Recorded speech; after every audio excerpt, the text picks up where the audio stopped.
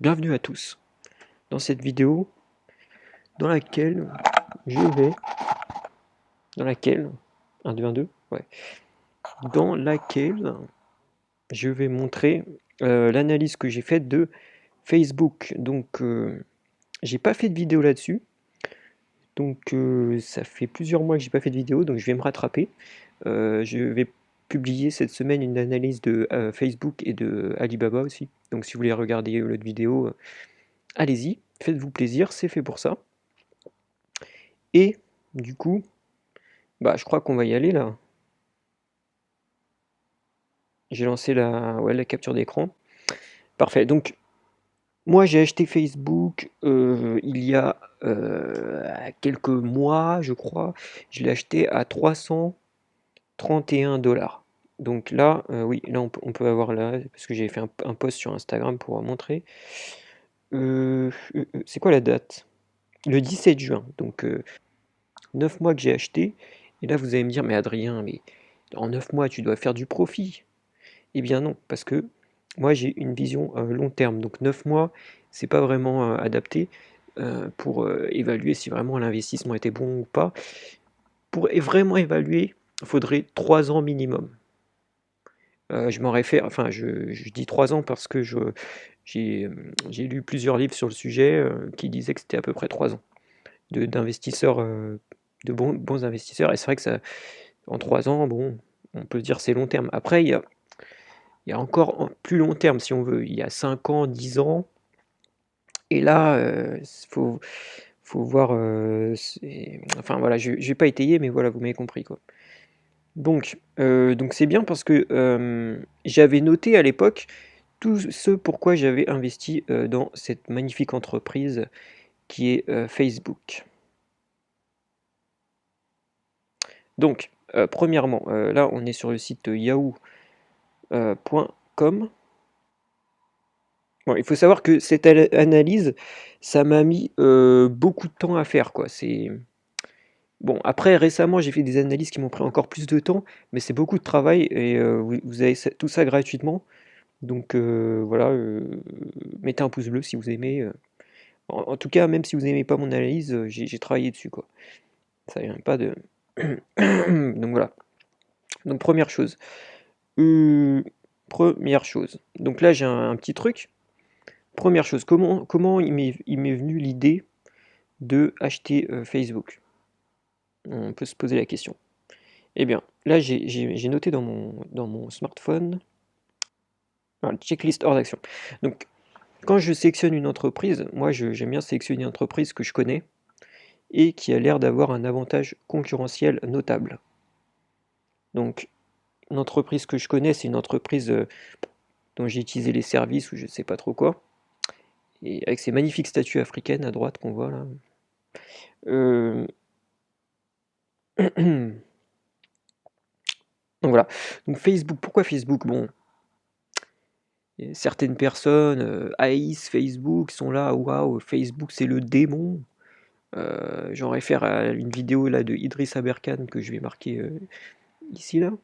Il dit ouais, c'est un démon et tout. Non, les gars, ils essayent de, voilà, ils ont une vision du monde, ils essayent de l'accomplir. C'est comme tout le monde quoi. Moi je pense pas que ce soit des démons. Alors,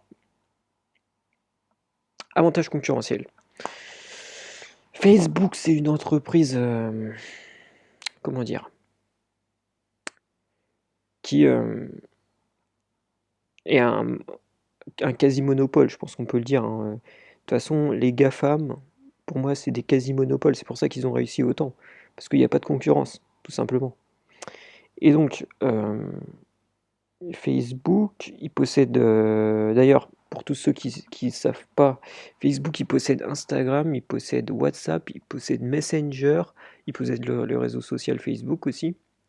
Il possède aussi Oculus Quest, qui est un casque de réalité virtuelle que je vais montrer ici. Comme ça,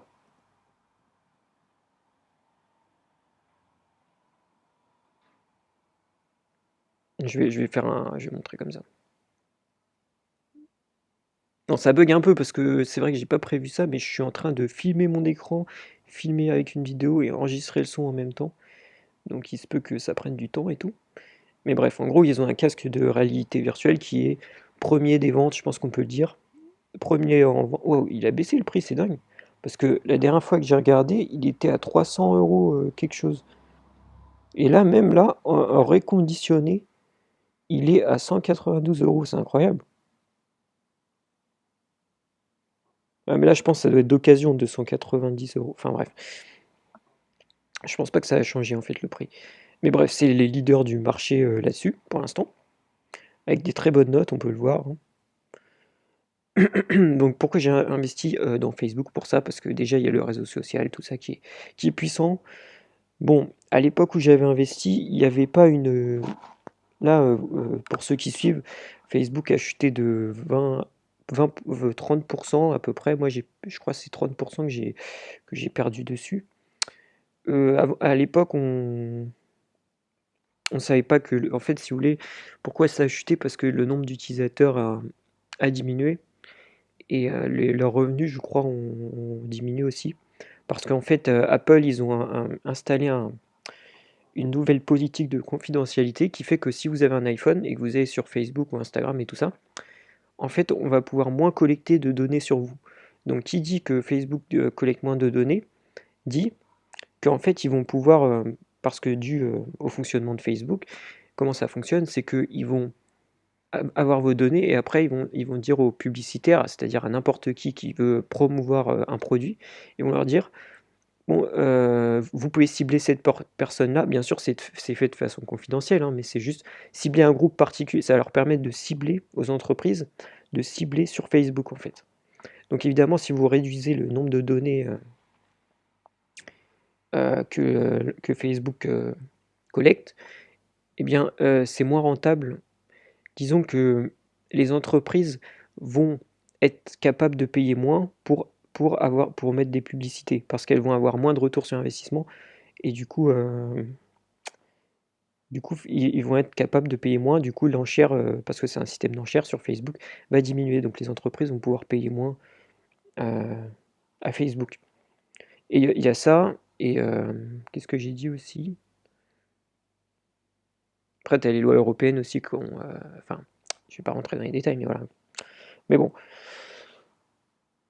oui, et donc après, Facebook aussi donc il y a cette méthode. Comment augmenter ses revenus? Facebook a plusieurs façons de faire.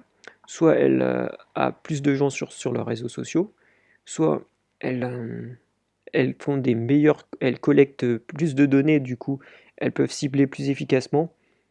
Enfin, les entreprises qui sont sur Facebook et qui ciblent les gens peuvent cibler plus efficacement.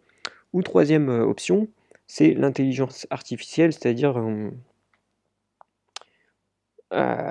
que le Facebook va, grâce à ses algorithmes et tout, va pouvoir être plus efficace dans le ciblage. Donc vous avez compris que là, il y a un problème avec les données, donc voilà ce point-là. L'intelligence artificielle, les technologies sont toujours là. Et le troisième, je sais plus ce que c'était, mais voilà, je sais plus, bref. Mais c'est pas le plus important. Aujourd'hui, on va voir un peu comment analyser cette entreprise. Donc déjà, c'est un monopole, ouais, un quasi-monopole. Donc pour moi, la plus grande force de Facebook, ça réside dans le fait que l'effet de réseau, en fait. C'est-à-dire que vous avez un ami qui est sur Facebook, et après, ça va être un autre, un autre, un autre, et ils sont sur Facebook. Du coup, vous ne pouvez pas quitter Facebook, sinon, il faudrait que tout le monde quitte en même temps, mais tout le monde ne le fait pas, quoi. Donc voilà, c'est une des forces de Facebook. Quand je dis Facebook, c'est l'écosystème, hein, ouais, ça fonctionne pareil pour WhatsApp, Instagram, Messenger. C'est-à-dire qu'il y a des gens dessus, vous pouvez communiquer avec eux. Si vous allez sur un autre truc, ils sont pas là, vos amis, du coup vous pouvez pas communiquer, quoi. C'est ça l'intérêt, quoi. C'est important de comprendre ça parce que c'est vraiment leur force principale, je pense, l'effet de réseau. Voilà. Après, il y a aussi le fait qu'il y a la marque Facebook, mais bon, je pense pas que la marque Facebook soit aussi forte que la marque Apple, par exemple. Oui. Apple, c'est vraiment une marque que les gens aiment. Facebook, donc voilà. Donc revenons à ma checklist. Ensuite, on regarde si la dette est pas trop importante. Donc pour ça, oui, donc vous allez dans Yahoo Finance, vous allez dans bilan. Là, je le fais en français vu qu'on est des Français, mais moi je préfère en anglais en général parce que je comprends mieux bizarrement. Donc la dette, c'est dans les passifs. En fait, quelle est la pire chose qui peut vous arriver, enfin une des pires choses qui peut vous arriver quand vous avez des actions? C'est que l'entreprise fasse faillite. Mais comment une entreprise fait faillite? Il n'y a pas 36 000 moyens qu'une entreprise fasse faillite. C'est juste que, un des moyens, c'est que trop de dettes et elle ne peut pas rembourser sa dette. C'est pour ça qu'on va regarder les passifs qui comprennent la dette. Donc là, on voit que... Ah voilà, c'est là. Très intéressant. Attendez, c'est par an? Ouais. Donc là, on a 2021, 2020, 2019, 2018, ok? Passif à court terme. Les passifs à court terme, c'est la dette que l'entreprise doit payer dans moins d'un an. Enfin, je veux dire, oui, la dette courante, quoi. Enfin, dans les passifs, il y a plusieurs choses, mais là, on voit la dette, aucune dette, quoi. Ou vraiment très faible comparé à... Là, c'est en millions, en fait, 227 millions, c'est en dollars, hein. Et comparé aux revenus de Facebook, là, on va le voir, vous pouvez vérifier, mais c'est quasi rien, quoi, la dette. Mais vous voyez que même là, si on compare, par exemple, ce que vous pouvez faire aussi, c'est regarder les passifs à court terme, qui sont de 21 milliards. Et là, vous regardez, vous comparez avec les actifs, quoi. Il y a 165 milliards d'actifs. Comparé aux 20 milliards, c'est rien, quoi. Ah oui, ça, on peut comparer, voilà, ça c'est bien ça. On compare aux actifs. Par exemple, là, vous voyez qu'il y a 16 milliards. L'entreprise, elle a 16 milliards en cash, quoi, ou en quasi-cash. Elle avait 10 milliards, là, elle a eu 19, bon, à peu près 16 milliards. Et là, on voit que, parce que quand vous remboursez une dette, il faut de l'argent. Donc là, on voit qu'elle a 16 milliards de thunes, quoi. Et les passifs à court terme sont de 21 milliards. Mais ce qui nous importe, nous, c'est surtout la dette. La dette courante qui est faible. Après, tu as aussi les impôts, enfin les passifs non à court terme qui sont importants. Donc ici, là, non à court terme, c'est-à-dire euh, à payer dans plus d'un an, quoi. Et là, on a 19 milliards. Donc on voit que c'est quand même faible. Le taux des passifs qui est de 41 milliards. Ok. Et là, on compare avec le taux des actifs qui est de 165 milliards. Donc autant vous dire que l'entreprise, elle est tranquille. Les actifs, c'est tout ce que l'entreprise elle peut vendre pour gagner de l'argent ou de l'argent en elle-même. Donc là, 165. Donc quand vous voyez ça, en général, vous vous dites, bah là, l'entreprise, elle risque pas de faire faillite, quoi. Franchement, voilà, c'était ça que je voulais montrer un peu. Je sais pas si j'ai été clair à peu près. Ensuite, le manager. Là, c'est la checklist des choses que je fais, quoi. Pourquoi le manager est important? Parce que c'est la deuxième chose qui peut faire complètement s'effondrer votre business, enfin l'entreprise dans laquelle vous investissez, c'est le management, parce que c'est eux qui ont les rênes finalement. Donc je pense qu'un mec qui a créé Facebook comme Mark Zuckerberg, on peut lui donner le crédit d'être un mec un peu sérieux, quoi. Déjà, c'est pas non plus le pecno du coin qui sort, c'est le mec qui a créé Facebook, quoi. C'est pas rien. Bon, je vais détailler après, je pense. Après, c'est important aussi pour le manager, je trouve, de regarder en fait les vidéos, de regarder un peu ce qu'il dit, si ça vous semble logique. Et c'est pour ça que c'est important d'avoir une culture générale, de lire des livres sur les entreprises pour savoir un peu, pour vous donner un avis sur le manager, quoi. Autant dire que si on n'a pas les trois trucs que j'ai cités avant, c'est-à-dire une entreprise qui a un avantage concurrentiel, bah, déjà une entreprise qui n'a pas d'avantage concurrentiel, je déconseille d'investir dedans. Ensuite, une trop grosse dette, à limite tu peux investir, mais il faut garder en tête que c'est risqué. Et point 3, le manager, si vous n'aimez pas le management, ça sert à rien d'investir dans l'entreprise, je pense. Après, quatrième chose que je fais, je lis le rapport annuel, donc ça, je vais détailler un peu plus tard. Ensuite, cinquième chose, je regarde une marge de sécurité, ça on va voir plus tard aussi. Et sixième chose, je regarde les facteurs de Peter Lynch et de Philip Fisher. En gros, c'est des facteurs que j'ai détaillés un peu et qui va nous permettre de savoir si ça vaut le coup d'investir. Donc, on va commencer par le manager, mais même si je pense qu'on risque d'y revenir un peu plus tard parce que j'ai fait une liste, là je vous ai tout préparé. Très bien, déjà on va lire un peu, est-ce que je le lis en premier ou en dernier? Mon analyse que j'ai faite il y a 9 mois de l'entreprise qui est sur Instagram, où je vais détailler un peu pourquoi j'ai investi. Alors, j'ai acheté 2 actions, ouais. Ouais, voilà, vous voyez, c'est pas concurrencé, juste par Snapchat, TikTok. D'ailleurs, entre parenthèses, enfin, je sais pas si ouais, je vais, ouais. Dans le dernier, parce qu'en fait, dans le dernier, tous les 3 mois, l'entreprise, ou les 4 mois, je sais plus, non, je crois que c'est 3 mois, l'entreprise, elle va détailler ses revenus et tout ça, et elle va faire un appel avec les investisseurs. Et en gros, Marc, dans cet appel, il cite 4 fois TikTok.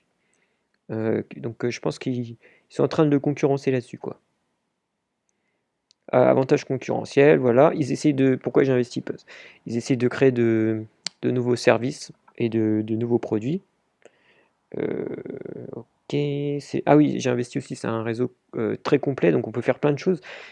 Prenez l'exemple de TikTok, vous pouvez faire, c'est pas très complet dans le sens où il y a des vidéos, mais vous n'avez pas autre chose. Alors que Facebook, c'est un écosystème un peu plus complet et qui propose quelque chose d'autre comparé à ces réseaux sociaux là, comme TikTok et voilà, et Snapchat. Voilà. Bon, après, un facteur super important dans Facebook, ça va être, on voit mon magnifique menton ici là. Ça va être, qu'est-ce que ça va être? Oui, la réalité virtuelle. Donc, bien sûr, oui, donc quand j'avais acheté Facebook, ça s'appelait Facebook, ça s'appelait pas Meta en fait, mais ils ont investi, j'ai lu le rapport annuel bien sûr, d'ailleurs je peux vous montrer un truc, mais en gros ils ont investi des sommes colossales dans la recherche et développement. Donc pour vous donner une idée, ils ont investi à peu près autant que Microsoft, alors qu'ils font moins d'argent que Microsoft. Ça j'ai détaillé je crois, donc enfin, ils investissent massivement dedans. Et donc ils investissent en quoi? Dans la réalité virtuelle. Ok, à l'époque, enfin même toujours maintenant, ils investissaient à fond dedans. Donc quand j'ai investi, je savais que j'investissais dans un truc qui était un peu risqué parce qu'on ne sait jamais ce que ça peut donner si la vision du créateur va porter ses fruits. Donc voilà, donc quand j'ai investi, je savais que j'investissais dans la réalité virtuelle. Je suis pas non plus débile, j'ai regardé les chiffres. D'ailleurs, je l'ai mis dans mon post Facebook, vous pouvez vérifier. Je savais que j'investissais dedans. Donc après, tout le monde, enfin Facebook a changé son nom en Meta. Et je sais pas, je regardais un peu des investisseurs qui étaient là, oh mais je comprends pas, moi je comprends pas, j'avais investi dans les réseaux sociaux, j'avais pas investi dans la réalité virtuelle. Bah, tu le savais, enfin je veux dire quand tu as investi, tu sais. Enfin je veux dire, il y a forcément des investisseurs qui ont pensé ça, je le savais quoi, c'est tout ça pour dire ça. Je savais que j'investissais dedans. Donc que leur nom soit Meta ou Facebook, à la limite je m'en fous. Limite c'est plus logique que ce soit Meta quoi, parce que c'est je veux dire, tout leur argent, ils leur investissent dans l'optique de créer la réalité virtuelle, à savoir, bah, par exemple, ce magnifique casque, voilà, qui est le leader des marchés du casque de réalité virtuelle. J'adore, je me la pète un peu parce que c'est quand même une entreprise dans laquelle j'ai investi, quoi. Donc, maintenant, on va avoir une analyse un peu plus complète. Je vais entrer dans les détails un peu. Donc j'ai lu complètement le rapport annuel, j'ai tout lu, ça a pris beaucoup de temps. Donc là on a les revenus qui augmentent, qui témoignent de l'avantage concurrentiel, hein. Le total des coûts, voilà, ça c'est les revenus liés aux opérations. Ok, je vous montre un peu, hein. Ça c'est la balance sheet, c'est-à-dire comment dire, c'est la feuille où on va voir un peu les actifs, les passifs, tout ça, quoi. Je sais jamais comment on dit en français. D'ailleurs, ça doit être marqué ici. Je sais jamais comment parler, se passer du. Voilà. Compte de résultat, bilan, flux de trésorerie. Voilà. Ok. Compte de résultat, donc ça c'est le bilan. Donc le bilan, on voit. Working capital, c'est tout ce que l'entreprise va pouvoir réutiliser la même année en cash. Property equipment, ok. Voilà. Bon. C'est compliqué de témoigner, enfin de parler de ces chiffres, mais je vais essayer. Donc là, on va passer aux choses importantes. Le daily active users, donc c'est le nombre d'utilisateurs par jour. Ok. C'était de 1,84 milliard en décembre 2020, donc une augmentation de 11% année par année. Ok. Donc ça veut dire qu'en 2019, de 2019 à 2020, ça a augmenté de 11%. Ça, c'est les utilisateurs mensuels annuels qui étaient de 2,80 en décembre 2020, qui ont augmenté de 12%. Là, c'est de 2019 à 2020. Après ça, c'est les... Ouais, bon, ça, on s'en fout. Family Daily Active, Family Monthly Active Users. Je sais pas trop... Enfin, c'est pas vraiment important. Donc là, ce qui est important ici, enfin, ce qui est intéressant, c'est que là, on voit Daily Active Users au Canada, par exemple, Daily Active Users en Europe, le nombre d'utilisateurs... Est-ce que je peux zoomer d'ailleurs? Parce que là, je pense pas que vous allez voir. Ouais, voilà. Le nombre d'utilisateurs au Canada, en Europe, en Asie et dans le reste du monde. Pourquoi c'est intéressant? Parce qu'en fait, on voit qu'au Canada et en Europe et aux États-Unis, on a tendance à se stabiliser, alors que en Asie, ça augmente et dans le reste du monde, ça a tendance à augmenter aussi, quoi. Donc, en gros, c'est cette idée-là de se dire que, en gros, par exemple, dans le reste du monde, par exemple en Afrique, ils n'ont pas Internet. Donc le jour où ils ont Internet, ils peuvent utiliser Facebook et tout l'écosystème Enfin, ils n'ont pas Internet, il y en a qui l'ont, mais s'ils ont un accès plus global à Internet, ça peut avantager Facebook, quoi. Donc là, c'est le nombre Daily Active Users. Donc là, on est de 2011 à 2020. Donc c'était ça qui m'intéressait pour voir... Enfin, ça explique pas tout. D'ailleurs, ici, pourquoi ça a baissé de 20%, voire plus? C'est parce que le nombre, comme je disais, le nombre d'utilisateurs dans le monde a diminué. C'est-à-dire que là, il doit être à peu près ici, quoi. J'ai regardé les chiffres. Donc c'est-à-dire que c'est la première fois depuis beaucoup de temps que sur un trimestre, le nombre d'utilisateurs il diminue un petit peu. Donc, quelle est la réponse de Mark Zuckerberg là-dessus?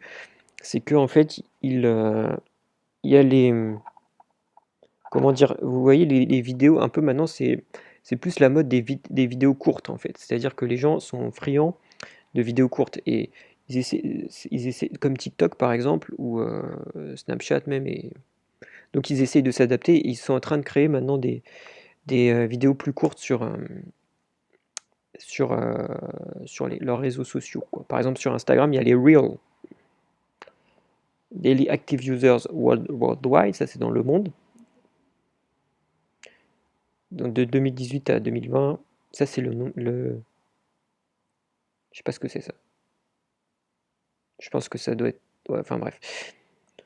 Ça c'est leur revenu aux US, en Europe, en Asie et dans le reste du monde. Bon, là c'est bien sûr, c'est en dents de scie parce que c'est sur un trimestre à chaque fois, donc mais globalement on augmente quoi.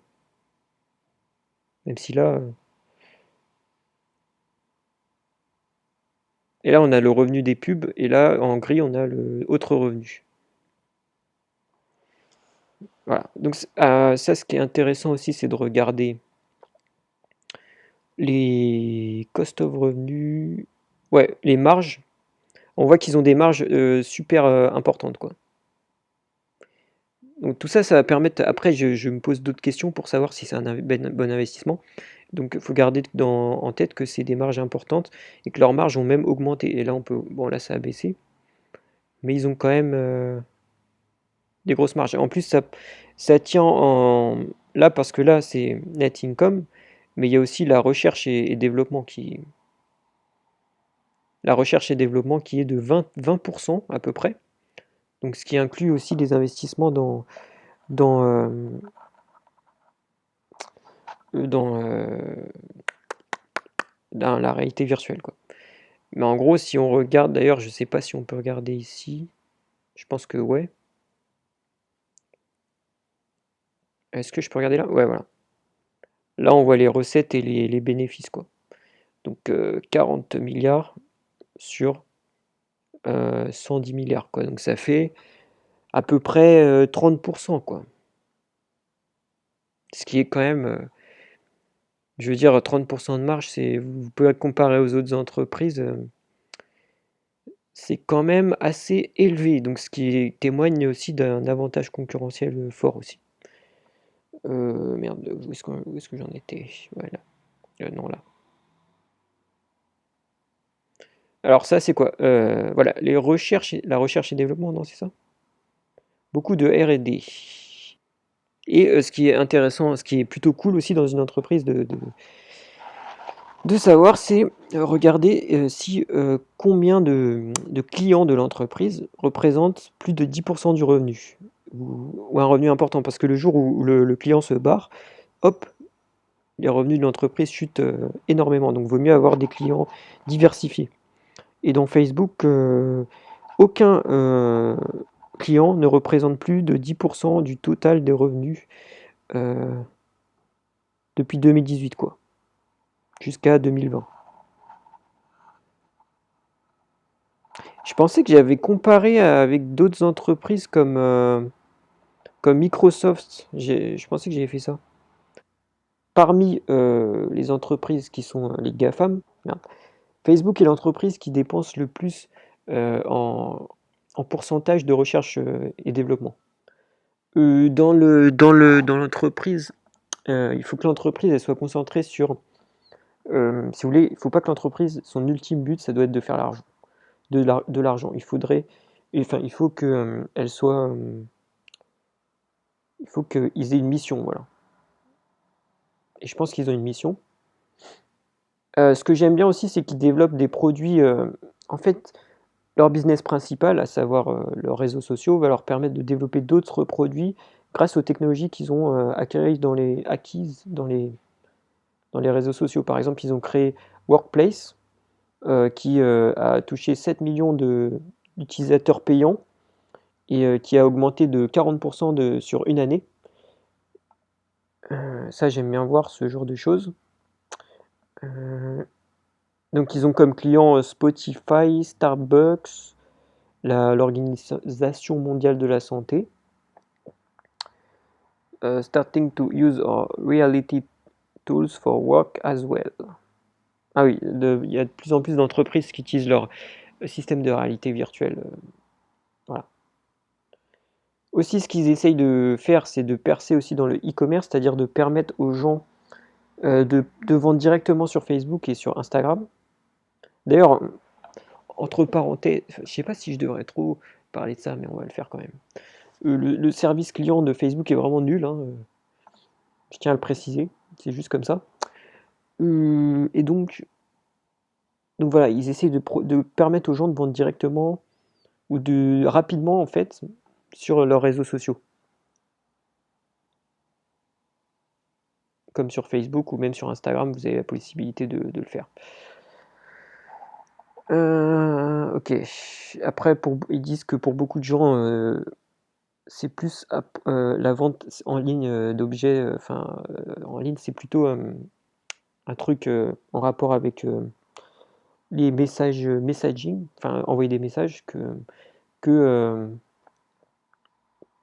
enfin voilà, donc ils disent qu'ils voient cet élément venir, le fait qu'il y ait plus de gens qui achètent avec des messages par chat, quoi. Enfin voilà, ils veulent utiliser leurs applications en bref pour s'investir plus dans le e-commerce, quoi. Et je pense que c'est assez je comprends leur stratégie et j'approuve. Euh, Après, sur le casque de réalité virtuelle, je sais pas si je vais détailler plus tard, mais ils ont racheté des studios de développement de jeux vidéo en réalité virtuelle. Ils disent que la plupart des applications en réalité virtuelle sont des applications sociales et il y a des outils de productivité collaboratifs aussi.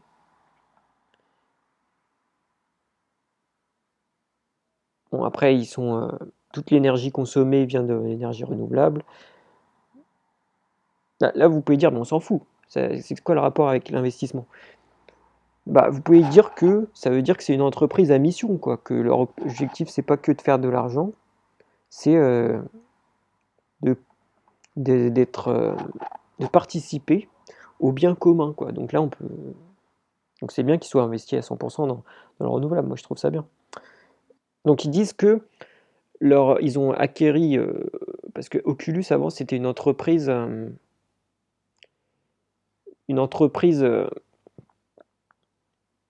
comment dire, c'était un peu une start-up. Ils ont racheté, quoi. C'est un peu comme Instagram, ils l'ont racheté, quoi. Donc ils l'ont racheté pour, je sais plus pour combien ils l'ont racheté, mais je pense qu'ils l'ont racheté pour une bouchée de pain. Mais après, l'argent, ce qui leur coûte cher, c'est pas vraiment de racheter Oculus, c'est d'investir continuellement leur argent en recherche et développement dans Oculus, quoi. Après, ils ont racheté. Je- je- Ça m'énerve parce que je pensais vraiment l'avoir écrit, mais là je le retrouve plus. Parce que là c'est un peu compliqué quand on fait des recherches sur une entreprise, si je dois vous présenter une vidéo où j'explique tout, il faut que je marque tout, et il y a beaucoup de choses à dire, quoi. Et donc je peux pas tout marquer, donc des fois j'oublie. Mais en gros, ils ont racheté vraiment, par exemple, ils ont racheté Instagram pour quelques milliards, je sais plus si c'était 2 milliards, je crois. Peut-être que je me trompe, mais ils ont vraiment racheté pour une bouchée de pain, parce que 2 milliards Instagram. Après Oculus, enfin, ils ont racheté quoi d'autre? Ils ont racheté WhatsApp pour une bouchée de pain aussi. Et donc ils disent qu'en fait le casque de réalité virtuelle, enfin on va dire la VR, le métaverse, on va dire, voilà, pour utiliser leur terme, c'est pas que pour jouer, c'est pas que niche, quoi. C'est pas que dans une niche, quoi. Ils veulent essayer de ramener cette technologie pour tout le monde, pas que pour pas que pour un espace de. Parce qu'actuellement, c'est principalement que les joueurs de jeux vidéo, quoi, qui utilisent ça.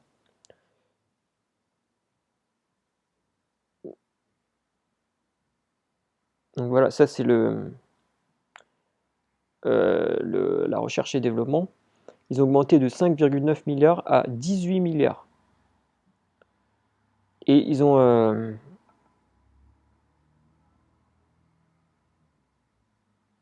Oui, ils essayent de. En fait, leur casque de réalité virtuelle, ils utilisent de l'approcher. Enfin, ils essayent de l'approcher vers quelque chose qui soit grand public, quoi. Et à un prix vraiment faible pour qu'il y ait plein de gens qui l'utilisent, quoi. Donc là, on peut comparer, là en bleu, là c'est sur Google Trends.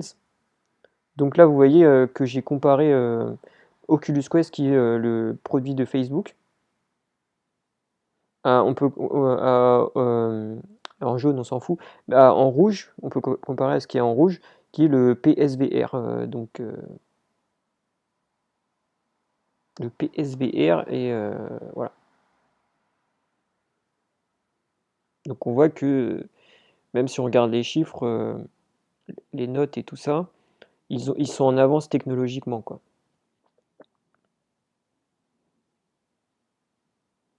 Hop, hop, hop. Donc maintenant, vu que j'ai analysé tout ça, là j'ai déterminé des. Il me reste deux choses à faire déjà. Regarder les facteurs que, que j'ai mis de côté qui vont permettre de savoir si c'est un bon investissement. Donc il y a des questions qu'on peut se poser. Qu'est-ce que j'ai pas réponse à toutes les questions, hein, j'ai recherché, mais par exemple, qu'est-ce que l'entreprise fait pour réduire les coûts? Ça, je sais pas trop. Mais après, je peux regarder, par exemple, les la relation qu'a l'entreprise avec ses employés qui est vraiment très bonne, très très bonne. Euh, Vous pouvez regarder sur Glassdoor et tout ça. C'est une des entreprises qui traite le mieux ses employés. De toute façon, en général, les entreprises de la tech comme Facebook, Google et tout ça, ils traitent super bien leurs employés parce que ils savent que leurs employés, ils, ils sont, si vous voulez, c'est rare à obtenir. Ils sont très demandés, donc ils ont besoin de leur faire plaisir, quoi. J'ai regardé, ah oui, putain, j'avais pas noté, heureusement que je m'en rappelle. J'ai regardé le taux de turnover, donc j'ai regardé par exemple, dans une équipe de Facebook, je regardais les gens qui quittaient Facebook et qui rejoignaient Facebook.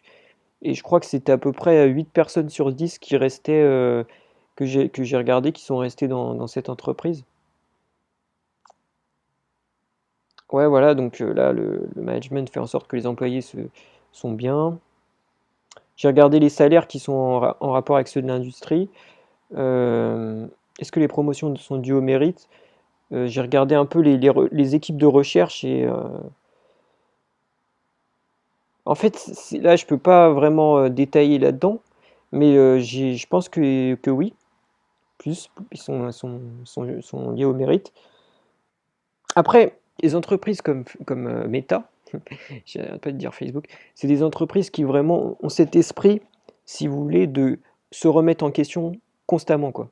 C'est pas des entreprises, je sais pas, un peu plus, je dirais, comme des entreprises, on va dire, comme Carrefour ou ce genre d'entreprise. Je pense que ce genre d'entreprise, elles se remettent moins en question que des entreprises de la tech comme les GAFAM, par exemple.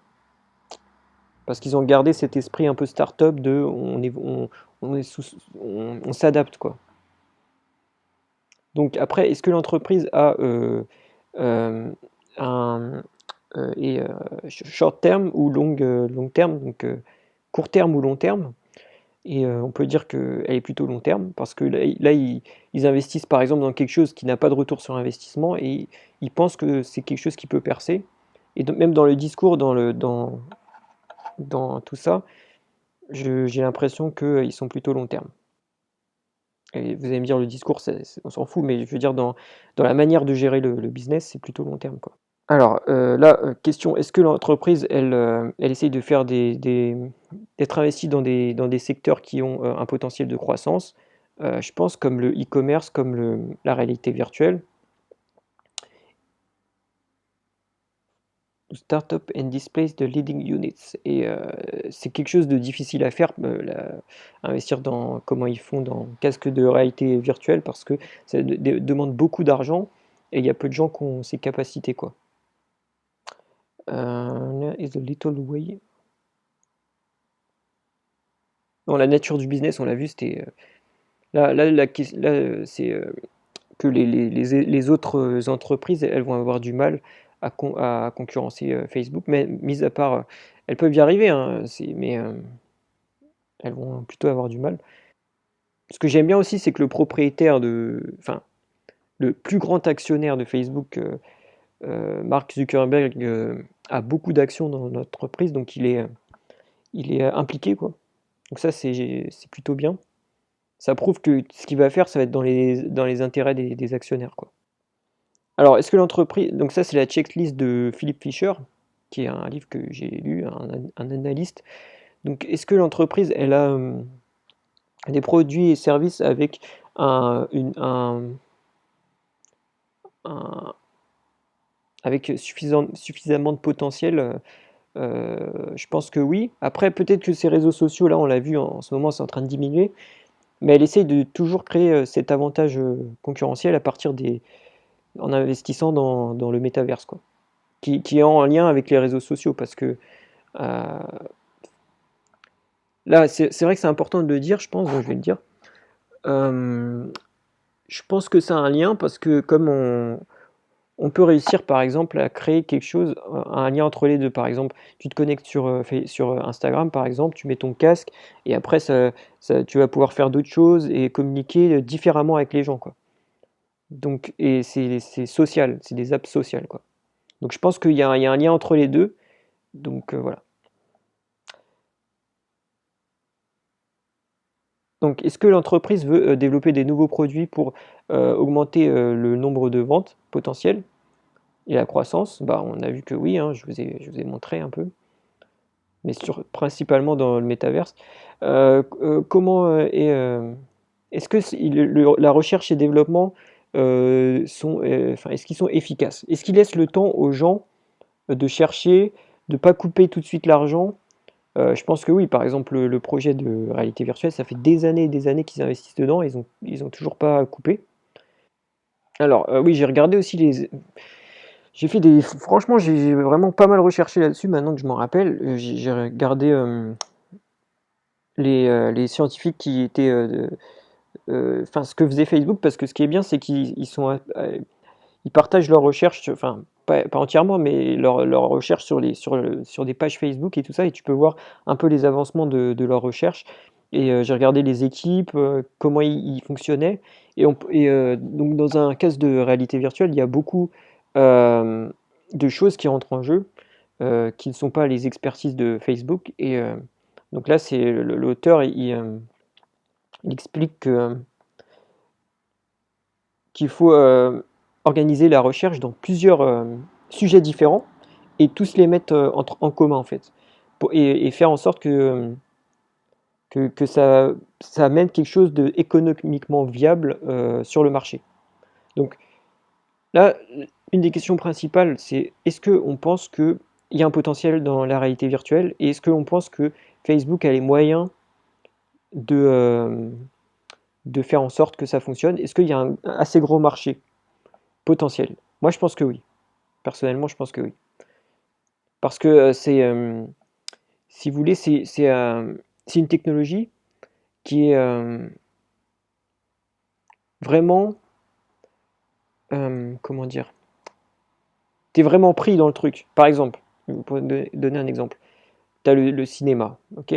Le cinéma, c'est bien, mais tu interagis pas, t'es pas vraiment pris dans le truc. Un truc où tu interagis plus, où tu es plus pris dans le truc, ça va être par exemple le jeu vidéo. Mais quelque chose où tu es encore plus pris dans le truc, ça va être la réalité virtuelle et le métaverse. Donc là, on tend vers quelque chose qui, à chaque fois, va nous permettre d'être plus impliqués émotionnellement dans, dans, dans le produit qu'on utilise, quoi. Donc je pense que plus l'être humain est impliqué émotionnellement dans le produit qu'il utilise, plus enfin, meilleur c'est parce qu'il va avoir une expérience plus forte. Et c'est ça qu'on recherche. Donc c'est pour ça que je crois à- au métaverse enfin, que je pense que c'est possible que Facebook fasse son beurre là-dedans, quoi. Donc là, on a vu, comme moi j'ai vérifié les groupes de recherche, et c'est vrai que ça confirme le point de Philippe Fischer, selon lequel les gens ils sont très entraînés dans une différente spécialité. Par exemple, tu vas avoir les mecs spécialisés dans l'optique, des gens spécialisés dans ceci, dans cela, l'intelligence artificielle, qui vont venir ensemble et créer un nouveau produit, quoi. Vous voyez, c'est vraiment tout le point clé, quoi. Il dit en fait l'auteur qu'il faut que le produit développé, ça soit pas que pour une niche, mais ça soit vraiment profitable, ça a un potentiel énorme, quoi. Donc si vous pensez que c'est un potentiel énorme, ça peut être intéressant d'investir dans Meta, quoi. Donc là, après, là, je pense que leur casque de réalité virtuelle, ils veulent baisser les prix pour permettre une adoption de masse et après faire le lien avec leurs réseaux sociaux, tout ça. Parce que leur argent, ils vont pas le faire en vendant des casques de réalité virtuelle, mais ils vont le faire en vendant des choses qui sont liées à ces casques. Par exemple, je vous prends l'exemple du jeu vidéo. Les créateurs enfin, Sony, quand ils vendent une PlayStation, ils font pas d'argent dessus, mais ils se font de l'argent sur les jeux. Bah là, c'est pareil, hein. Ils vendent le hardware, et après, ils vont se faire de l'argent sur les réseaux sociaux, faire des trucs un peu plus immersifs, sur tout ça, vous voyez. Alors, quatrième point, est-ce que l'entreprise a une organisation de vente, une bonne organisation, enfin des bons commerciaux? Pour Facebook, ça sert pas trop, donc on va zapper ça. Est-ce qu'ils ont une marge importante? On l'a vu que ouais, ils ont une marge importante. Est-ce qu'ils ont, qu'est-ce qu'ils font pour augmenter leur marge? Bah, on a vu ils voulaient passer au métavers, ce qui va leur permettre de, d'être moins facilement concurrencés et aussi de créer une expérience plus immersive et d'aller dans un nouveau marché porteur. Euh, Est-ce qu'ils ont des bonnes relations entre les employés et les, enfin entre les employés quoi? Oui, on a vu que oui. Vous pouvez vérifier par exemple sur Glassdoor ce que pensent les employés. Et puis même j'ai regardé un peu, je peux pas tout vous détailler parce que sinon la vidéo serait trop longue, bien qu'elle est vraiment très longue. Mais on peut voir qu'ils font attention, par exemple, ils font des conférences sur les discriminations, sur les biais humains face aux discriminations. Par exemple, ils forment leurs employés à justement l'égalité salariale, on en parle. Euh, Est-ce que l'entreprise, elle promeut de l'intérieur leurs employés et euh, plutôt oui, plutôt oui, mais après ils recrutent. Après, tu as des secteurs, ils sont en fait, toutes les GAFAM recherchent ce type de profil. Par exemple, les ingénieurs, je sais pas, tous ces ingénieurs là dans la technologie, là, je sais pas comment on appelle ça. Bah, ce genre de personnes, ils sont obligés de les recruter ailleurs parce que c'est tellement recherché qu'en interne, ils en ont pas assez, quoi. Alors, ils doivent travailler dans des objectifs clairs et déterminés. Donc, leurs objectifs, à Facebook, c'est de lier les gens entre eux. Enfin, comment ils appellent ça? De faire en sorte qu'on soit plus tourné vers l'autre, quoi. Putain, je sais plus comment dire. Euh, ouais, enfin, voilà, de lier les open people to each other, quoi. Enfin, je sais plus si c'est vraiment ça le truc, mais c'est à peu près ça, vous m'avez compris, quoi. En gros, qu'on devienne tous amis, quoi. Mince. Euh, hum, hum. Alors, il faut que le chef il soit dans une optique long terme, ça on a déjà vu, avec une équipe compétente. Alors, quelles sont les analyses de coûts de l'entreprise? Ça, j'ai pas trop su déterminer. Je pense que c'est un des points les plus difficiles à déterminer. Et après, est-ce qu'il y a des autres points spécifiques à l'entreprise? Je pense que j'en ai déjà parlé. Est-ce qu'ils sont court terme ou long terme? On a vu que c'était long terme. Ah ouais, ça c'est important. Est-ce qu'ils émettent des actions pour financer leur projet? Ou est-ce que, inversement? Parce qu'en fait, s'ils émettent des actions, nous, enfin, la valeur de nos actions, elle va baisser, quoi. Et dernier point, est-ce que Facebook, enfin, oui, l'entreprise, donc Meta, ils parlent bien à leurs actionnaires de quand il y a des problèmes et tout ça. Et moi, je trouve que ouais, j'ai analysé. Là, je peux pas vous détailler un peu, mais par exemple, quand il y a eu ces problèmes avec le gouvernement, ils se sont excusés, ils ont dit on a commis des erreurs. Donc je pense que ouais, on peut dire qu'ils parlent vraiment à leurs investisseurs. Ils sont pas là en mode ouais, tout est génial, tout va bien se passer, quoi. Non, ils, ils expliquent un peu leur challenge et tout, quoi. Oui, donc là, pour ce qui concerne les actions, ouais, ça tombe bien parce que je pense que. Ah ouais, mais non, je pense que c'est pas dans le truc français, ça m'énerve un peu.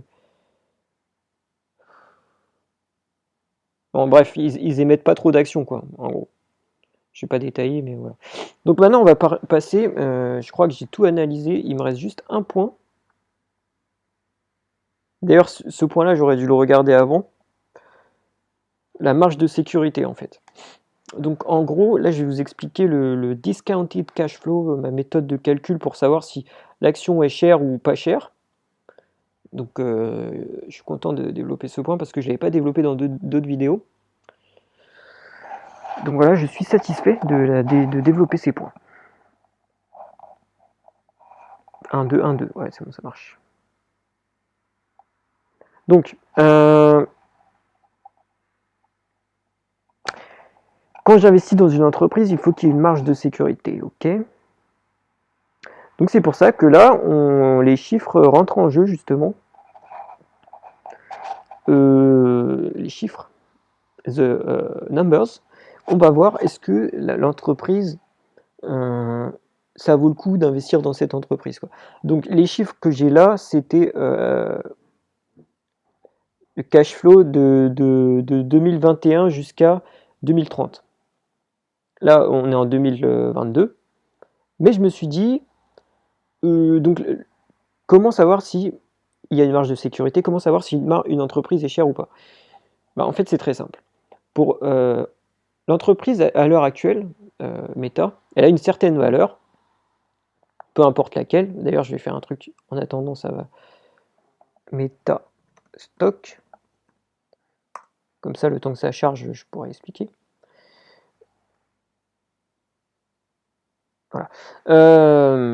L'entreprise, elle a une certaine valeur, c'est-à-dire sur le marché, c'est-à-dire tous les autres acheteurs et vendeurs du marché, c'est-à-dire vous, moi, votre grand-mère qui a des actions, ou j'en ne sais rien, qui achète, qui vend, ça va créer une certaine valeur que le public estime que l'entreprise vaut. J'ai bien résumé. Donc là, nous, notre question, c'est est-ce que le public se trompe? Est-ce que le public se trompe, c'est-à-dire est-ce que le public pense que l'entreprise vaut plus cher que ce qu'elle ne vaut, ou est-ce que le public pense que l'entreprise vaut moins cher que ce qu'elle vaut, hein. Et en général, les entreprises que je recherche, c'est des entreprises top. Je veux vraiment des entreprises, c'est-à-dire que je préfère payer une entreprise plus chère, mais qui est une super entreprise et qui les vaut, quoi. Donc pour ça, en fait, en général, les super entreprises, euh, c'est des entreprises, peu importe en général, hein, sur le long terme, peu importe le prix que vous allez payer, peu importe le prix, ça va être une bonne affaire. Parce que l'entreprise a tellement de potentiel, ou est tellement bonne, le management est tellement bon, que le potentiel est beaucoup plus élevé que ce que le public pense. Ça, c'est pour les entreprises que je recherche. Et qui sont les entreprises qui cartonnent, quoi. Pourquoi je vous dis ça? Donc là, vous dites, bon, bah, on s'en fout, alors on peut acheter à n'importe quel prix. Non, parce que il faut toujours avoir une marge de sécurité. C'est-à-dire que si on pense que l'entreprise est une super entreprise, c'est bien, donc on est prêt à payer plus cher, mais ce qui est mieux encore, c'est quand on achète une entreprise qui est bien et que le marché pense qu'elle est moins chère. Parce que si on se trompe comme ça, imaginons qu'on se trompe, c'est possible, on se trompe souvent, eh bien, on pourra la revendre à un prix. Si on fait une erreur, par exemple, on pourra dire bon, bah, je me suis trompé, je revends, puis je vais utiliser cet argent pour acheter d'autres entreprises. Mais si on l'a acheté trop cher, par rapport à son vrai prix, il y a de fortes chances que quand on la revende, l'entreprise n'aura rien fait, et on aura perdu de l'argent. Donc c'est pour ça que j'utilise une marge de sécurité, quoi. Donc la marge de sécurité, donc il y a la valeur intrinsèque, donc c'est de la valeur que nous, enfin qu'on pense que l'entreprise vaut, et tu as la valeur que le marché en général pense que l'entreprise vaut. Et donc le but c'est d'acheter en général moins cher que la valeur intrinsèque soit plus élevée que la valeur que le marché propose. Donc après, selon les avantages concurrentiels des uns et des autres, selon les caractéristiques de l'entreprise, on va se dire, je suis prêt à payer plus ou moins cher. Par exemple, si l'entreprise s'il y a plein de concurrents et tout ça, on peut se dire, bon, bah moi, je suis prêt à payer moins cher. Donc on va se dire, je suis prêt à payer, prêt à payer plus cher, je veux dire. Donc on va dire, je suis prêt à payer Euh, Par exemple, imaginons qu'en général, votre marge de sécurité, vous vouliez que ça soit 20%, c'est-à-dire que vous payez 20% en moins ce que vous êtes prêt à payer jusqu'à 20% en moins, c'est-à-dire que si l'entreprise vaut, par exemple, le marché pense qu'elle vaut 100 euros, vous êtes prêt à payer 80 euros, c'est ça la marge que vous êtes fixée. Mais si c'est une super entreprise, pas concurrencée et tout, et vraiment géniale, vous allez vous dire, bon, bah là, dans ce cas, je veux bien payer 90 euros, ou même je veux bien payer 100 euros le prix du marché, quoi. Donc c'est pour ça que la valeur, enfin, il n'y a pas vraiment de chiffre euh, idéal pour la marge de sécurité, mais ce qui est bien, c'est d'en avoir une, quoi. Et donc là, on va déterminer euh, quelle est la valeur intrinsèque, justement, que nous, on pense que l'entreprise vaut. Donc pour ça, on peut utiliser plusieurs choses. Donc pour Facebook, j'ai utilisé plusieurs choses. Donc là, c'est ce qu'on appelle les earnings per share, donc le bénéfice par action. Et j'ai utilisé aussi le cash flow. Donc le free cash flow, c'est le cash que va générer l'entreprise. euh, le cash que va générer, total que va générer l'entreprise, quoi. Donc, euh, ce qui est bien avec le bénéfice par action, c'est qu'on va tenir compte du nombre d'actions. Alors que le cash flow, on va pas vraiment tenir compte du nombre d'actions, quoi. C'est-à-dire que... je sais pas si je suis assez clair. Parce que le cash flow, ça va être juste le cash. Imaginez que l'entreprise, elle fait plus de cash, mais que son nombre d'actions augmente, bah le cash par action, il va rester stable. Oui. Alors que là, le bénéfice par action, ça tient déjà en compte le nombre d'actions, quoi. Donc, je trouve ça un peu plus intéressant, mais les deux sont intéressants. C'est pour ça que j'ai analysé les deux. Donc là, en fait, ça c'était le cash flow enfin, non, c'était le bénéfice par action de Facebook en 2020. Ça, c'est en 2021.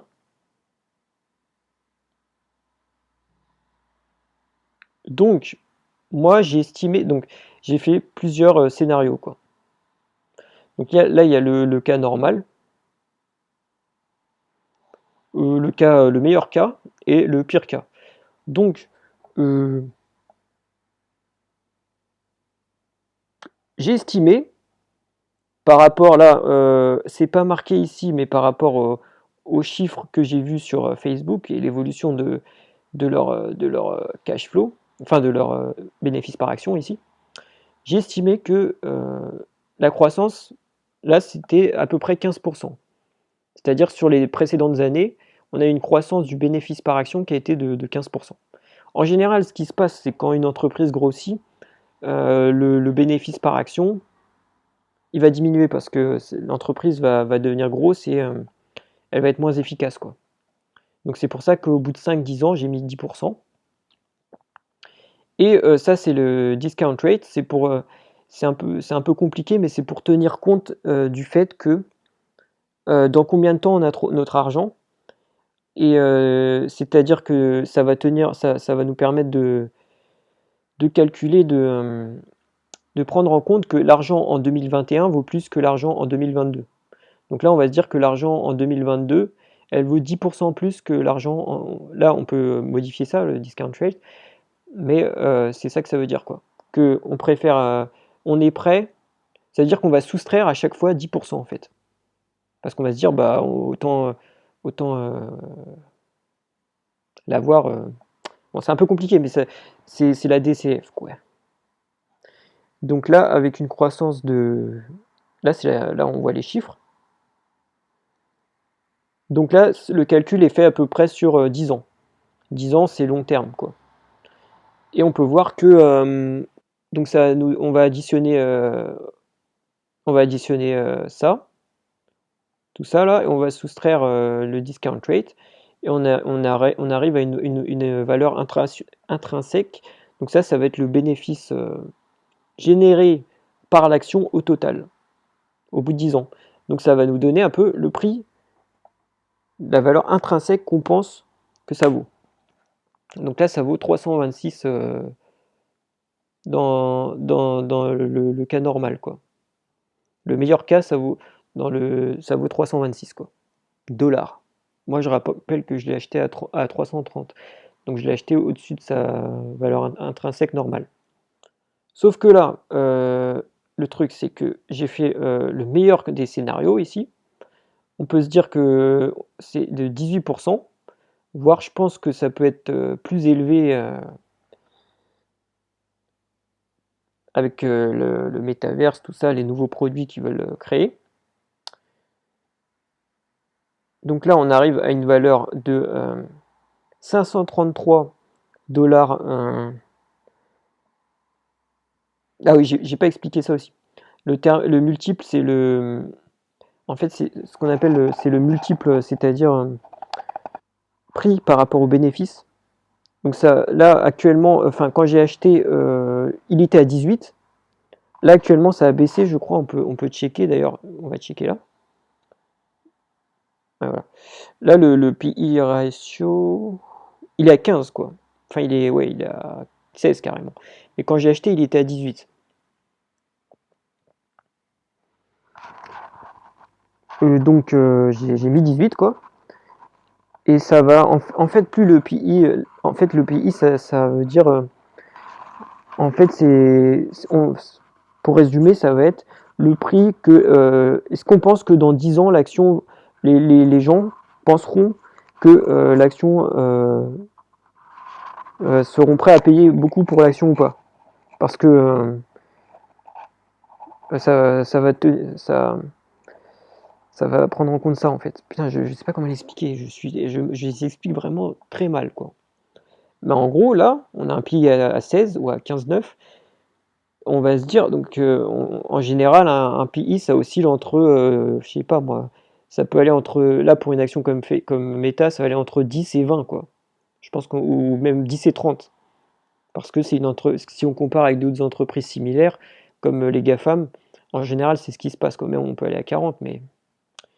Donc on peut se dire, dans 10 ans, nous, on pense que ça va être à 18, ce qui est, j'ai pris le multiple normal, quoi. Donc là, on arrive à une valeur intrinsèque de 326, là, pour le cas normal. J'ai fait la même chose pour le meilleur des cas, et on arrive à 533. Et j'ai fait pour le pire des cas, donc avec une croissance à 7%, donc c'est-à-dire 2 fois moins élevé que ici. Et on arrive à 194 dollars l'action. Et après, je me suis dit que le meilleur des cas, enfin le cas normal, il y avait une probabilité de 0,5%. Donc voilà. Le meilleur cas, il y a une probabilité de 30%. Et enfin, c'est pas 0,5%, c'est 50%. Là, c'est 30%. Et là, c'est 20%. Le pire des cas, je me suis dit, il y a une probabilité de 20%. Et donc, voilà, j'ai fait tout ça. Et j'arrive à une valeur intrinsèque de 362 dollars l'action. Ça veut dire que moi, je suis prêt à payer 362 dollars pour cette action. Et à l'époque, elle valait 330 dollars. Donc, ah non, ça faut 335 ici, mais je l'ai acheté 331 finalement. Mais donc à peu près, pour 335, il y a à peu près 8% de marge de sécurité. J'ai des nœuds dans les cheveux, c'est... Voilà. J'ai bien résumé. Et du coup, moi personnellement, je pense que pour tout... Après, il n'y a pas que les chiffres, c'est... Sur Facebook, il y a beaucoup de gens, ils parlent que des chiffres quand ils font des analyses fondamentales. Les chiffres sont importants, mais c'est pas tout, quoi.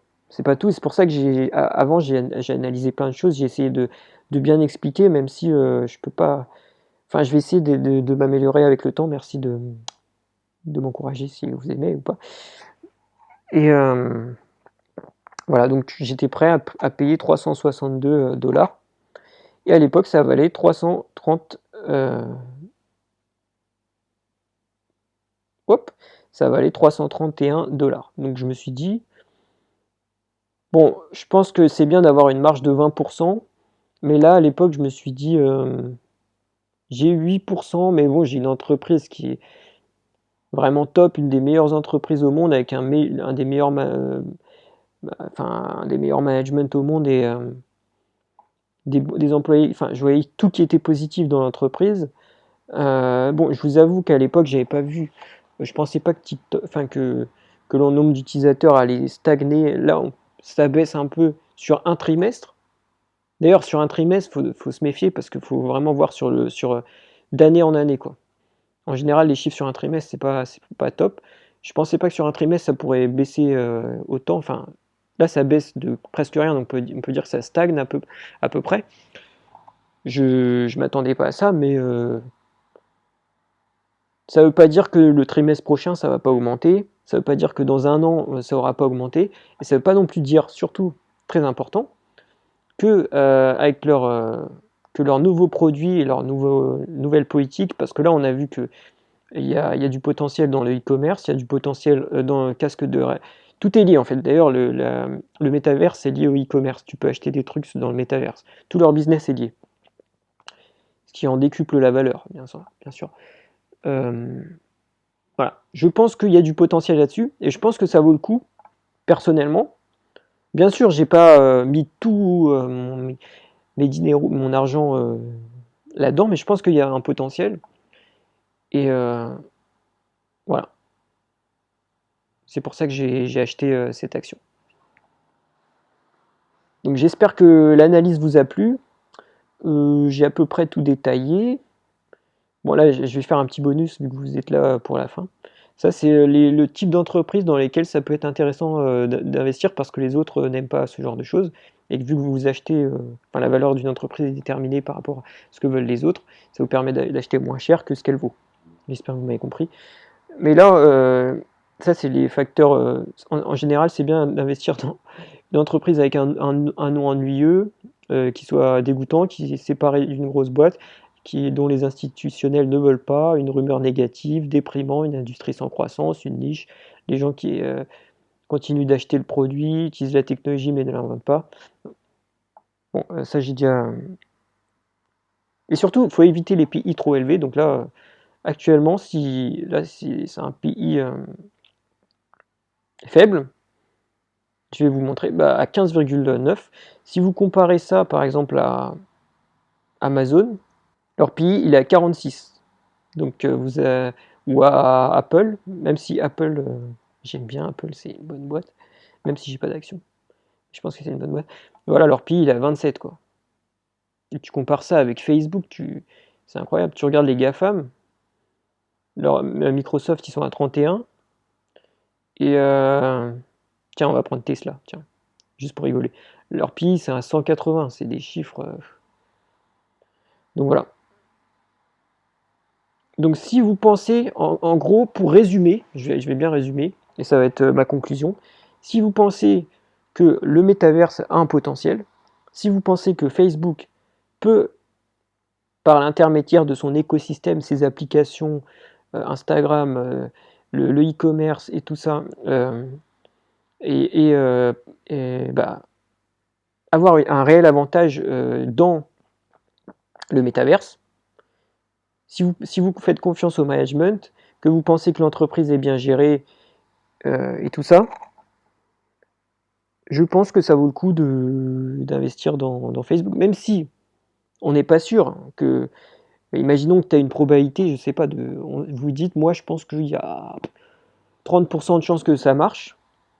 Après, la question qu'on peut se poser, c'est si ça marche, si ça marche par exemple, ça peut multiplier par 20 le prix de l'action.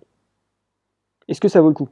C'est une question qu'on peut se poser. Donc, on peut se dire, il y a 30% de chances pour que le prix de l'action, les bénéfices, parce que les bénéfices, ça va déterminer le prix de l'action, soit multiplié par 20. À 30%, je pense, là par exemple, je pense qu'il n'y a pas de doute, je pense qu'on peut dire oui. Parce que vous faites les calculs, 30% de chance, je vous explique un peu ma façon de raisonner, quoi. 30% de chance, ça fait à peu près Bon, on va arrondir, enfin, on va dire 35, 30, mais ça fait à peu près une chance sur 3, quoi. Enfin, 33, ça fait une chance sur 3. Donc vous dites, tu as une chance sur 3 pour que ça marche, et si ça marche, ça fait x20. Donc là, c'est comme si je vous disais, euh, euh, euh, donne-moi un billet de 10, et tu as une chance sur 3 pour que, pour que je te donne un billet de... attends, 10 fois 20, ça fait combien? Un billet de 200. Est-ce que vous le faites? Moi, je le fais. Franchement, je donnais un billet de 10, ça marche pas, je redonne un billet de 10, ça marche pas, je redonne un billet de 10, ça marche pas, je redonne un billet de 10, ça marche. J'ai perdu combien? 40 € et je me suis fait 200 euros. Donc vous voyez, après c'est ça qu'il faut évaluer, quoi. Mais moi personnellement, je maintiens mon analyse euh, de Facebook. Il y a pas, c'est pas parce que ça a chuté de combien? Ça a chuté de 30% à peu près, quoi, que je change mon analyse. Toujours acheteur sur cette action. Bien sûr, je peux me tromper. Comme je dis, par exemple, si j'ai 30% de chance pour que ça réussisse, je peux très bien foirer. Là, vous pourrez dire, les gens pourront, enfin, un observateur extérieur pourrait se dire, ah bah voilà, t'as perdu, ça veut dire que t'as fait une erreur. Mais peut-être pas, peut-être que j'ai pas fait d'erreur, même si j'ai perdu de l'argent, parce que tu avais une chance sur 3 et que les potentiels étaient énormes. Vous voyez ce que je veux dire? Donc voilà. Ce que je veux dire, c'est qu'on peut très bien gagner une fois sur 3, c'est-à-dire avoir raison enfin avoir tort 2 fois sur 3 et quand même gagner de l'argent, quoi. Et avoir raison une fois sur 3 ou même avoir raison une fois sur 5, avoir tort 4 fois sur 5 et quand même gagner de l'argent. Voilà. Parce que le but c'est quand même ça, mais après euh, c'est bien aussi d'investir dans une entreprise dont on partage les valeurs, mais ça c'est autre chose. Donc j'espère que cette vidéo vous a plu. Je ne sais pas combien de temps elle a duré, je vais couper, ça va me faire beaucoup de travail et tout ça. Et j'espère que ça vous a plu. Si ça vous a aimé, si ça vous a plu, mettez un like, abonnez-vous. Et j'essaye vraiment sur cette chaîne de faire des analyses poussées. C'est vraiment ce que je vois pas sur les autres chaînes. Donc j'essaye de faire du bon travail. Ça m'a demandé énormément de travail d'évaluer cette entreprise, même si je pense ça m'a demandé, je sais pas combien d'heures, mais beaucoup de travail. La prochaine entreprise que je vais analyser, ça va être Alibaba. Donc tenez-vous prêts. Voilà. Merci à tous et à la prochaine.